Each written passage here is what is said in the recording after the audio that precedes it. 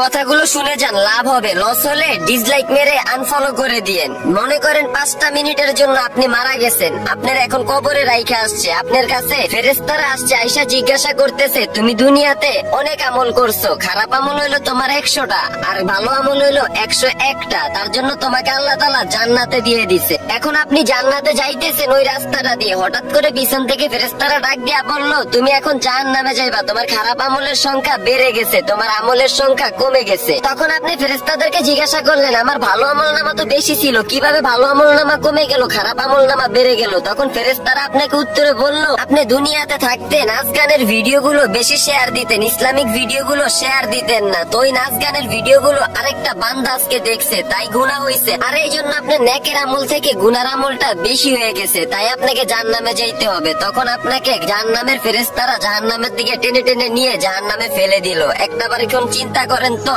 আপনি এই যে এখন ইসলামিক ভিডিওটা দেখলেন, এত শিক্ষণীয় বিষয়গুলো বললাম, তারপর ওই ভিডিওটাতে একটা লাইক না দিয়া চলে যাবেন। ভাই দুনিয়াতে এমন কিছু করেন ভিডিওর মাধ্যমে জান্নাত পাওয়া যায়। ইসলামিক ভিডিওগুলো সাপোর্ট করেন, নাচ গানের ভিডিওগুলো সাপোর্ট করে আরেকটা মানুষকে দেখার জন্য সুযোগ করে দিয়েন না ভাই।